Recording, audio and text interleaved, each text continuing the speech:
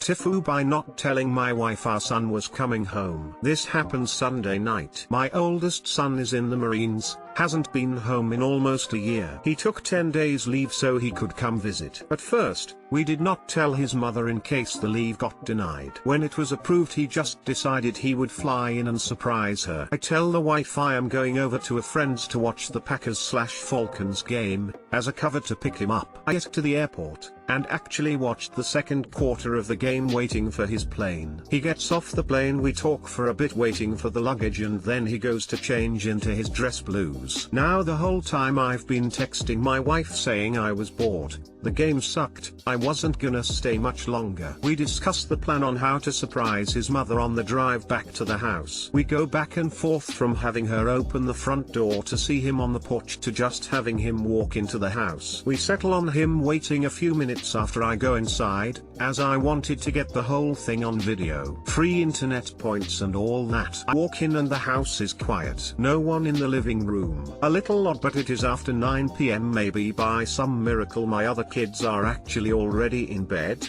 Alarm bells start going off in my head when I open our bedroom door, and the first thing I notice is the flickering candlelight. What I did not know was the entire time I was gone, my wife set in motion her own plan for the evening. She got the kids settled by letting them keep their tablets after bedtime, took a nice hot bath, redid her makeup, and when I told her I was on the way home, lit the room with candles and put on her fuck me lingerie. So no button out, there I was, staring at my wife giving me her best come hither look, with our 21-year-old son outside not 30 feet away, waiting to surprise her. A handful of reactions to this scene are acceptable. Pulling out your cell phone and sending a text message is not one. The text told my son to stay outside. I had solved the most immediate problem of our son walking in and seeing his mother like that, but I was drawing a blank on how to fix everything else. So my brain latched onto what has to be most stupid plan I have ever had in life. I told my wife to get dressed because she would never believe what the neighbors were doing and she had to come see. The look of confusion on her face was priceless. It took me 5 minutes to convince her to put on some sweatpants and a sweatshirt to go to the front door. Finally, after dodging all her questions and getting her to open the door, there was our son in his dress uniform and she was ecstatic. The noise brought all the kids out and everyone was happy. Except me.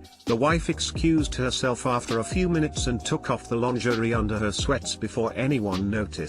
It goes without saying I did not get any action that night. Also, in trying to salvage the whole surprise, I forgot to video it for my free internet points. So I guess TIFU will have to suffice instead. TL, doctor didn't tell wife that Marine son was coming home, missed out on sexy times and the second half of the Packers/Falcons game. Edit 1, gold 2?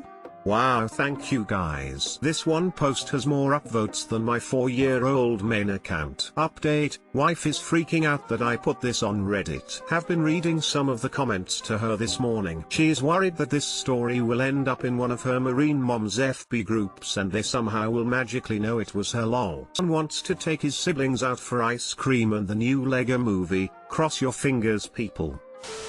I have to say that I'm glad that's how it turned out for you. When I got to the flickering candlelight, I thought it was going to go very differently. I was for sure expecting I caught my wife cheating and my Marine son is in jail for beating her side piece up. You didn't banana up. You just have an awesome wife and the surprise didn't quite go as planned. Honestly, with the way TIFUs normally go, I was expecting I told my wife I was repulsed by her and never wanted to have coconut again, which led to a 2-hour shouting match, at which point I caved and admitted our son was outside. But when I tried to prove it by opening the door, he had gotten bored and walked away. Now my wife thinks I'm a liar and is filing for divorce and I can't find my son.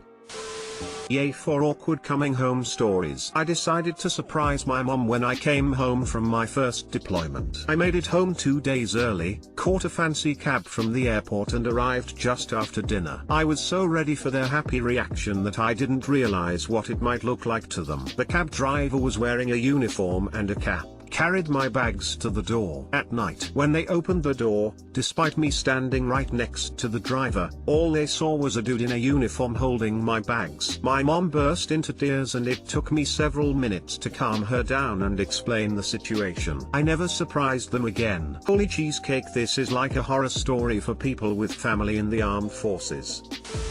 Looks like the only scoring you saw that night was during the Falcons/Packers game.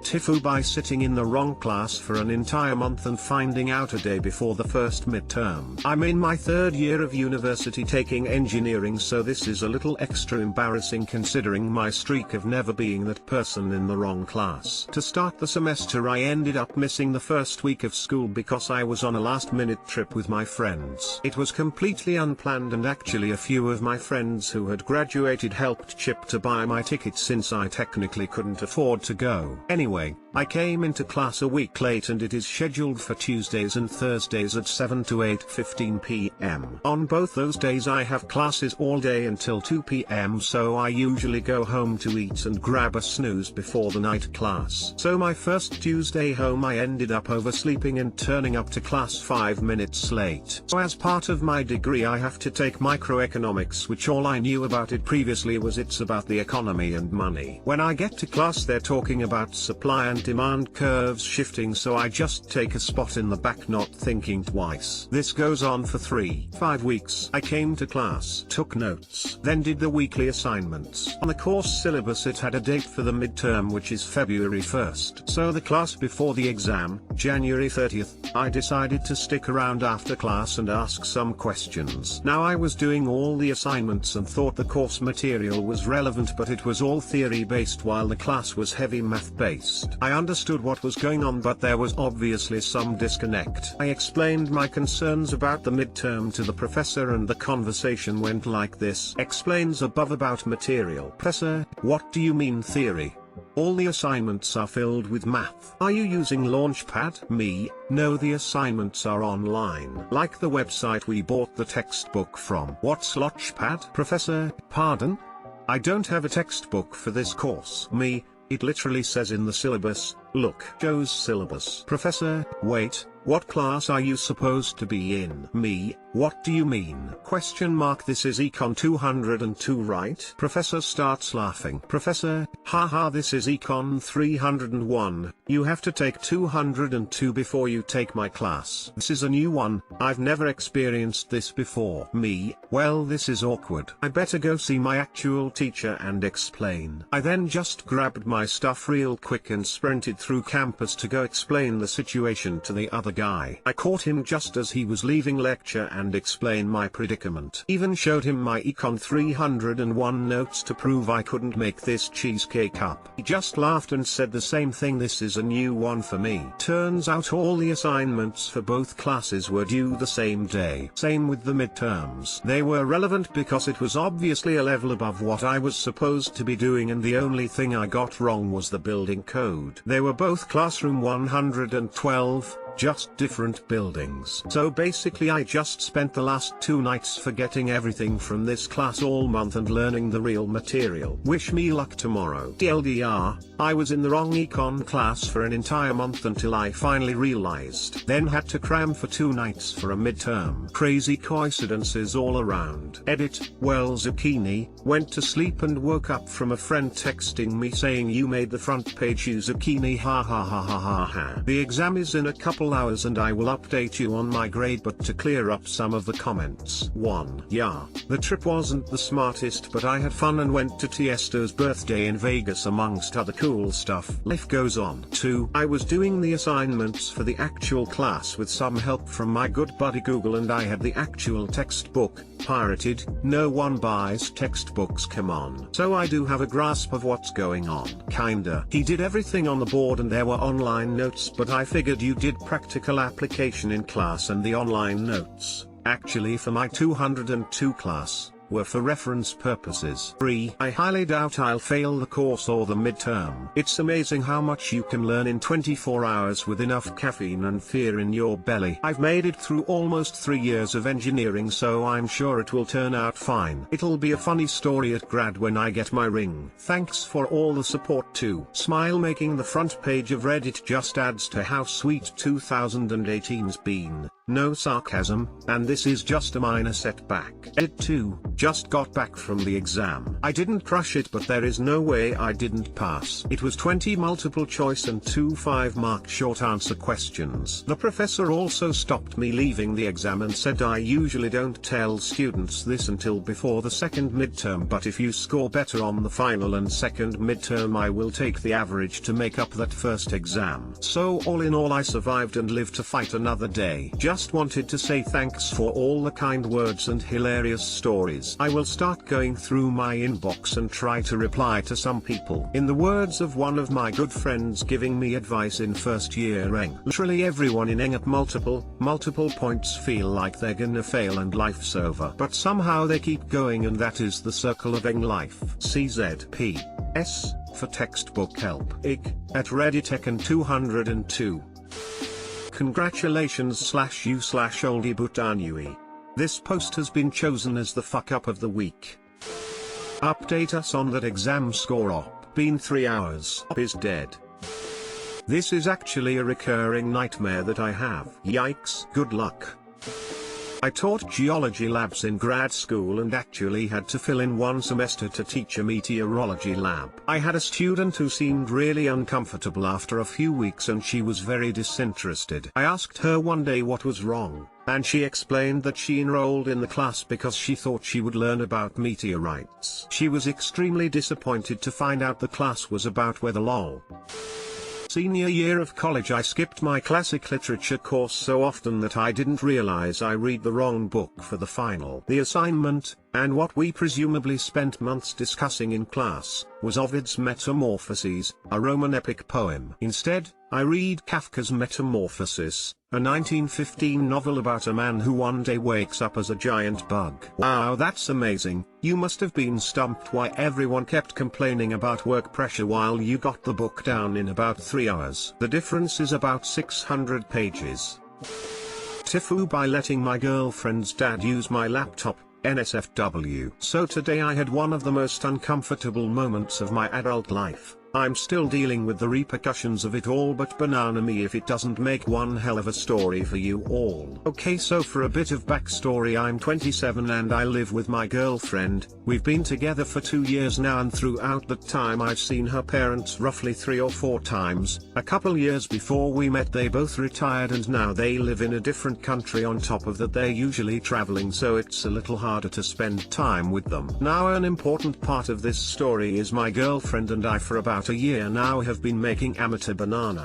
Before we met she was a cam model, and after about a year of our relationship we decided we were both comfortable making video content together. We make a fair amount of money and both enjoy it a lot. We've also managed to keep our cheesecake work careers hidden from our families. Until this morning, that is. So on top of making zucchini, I'm also an aspiring film editor and I am an editor for a couple different YouTubers. Gotta start somewhere. But I also edit our content, and the night before my girlfriend's parents came to stay with us I'd been editing a new video. Usually after editing I go through and watch the edit to make sure there were no little mistakes left in. Now fast forward to today, my girlfriend's parents are coming to stay with us for the week. Around midday they arrived and everything was going great, which was relieving because I'd always got the vibe they didn't like me very much. We were all sat in our living room watching a film when my girlfriend's dad asked if he could use my laptop to access his emails because his phone was having issues. I immediately said sure and led him into the office.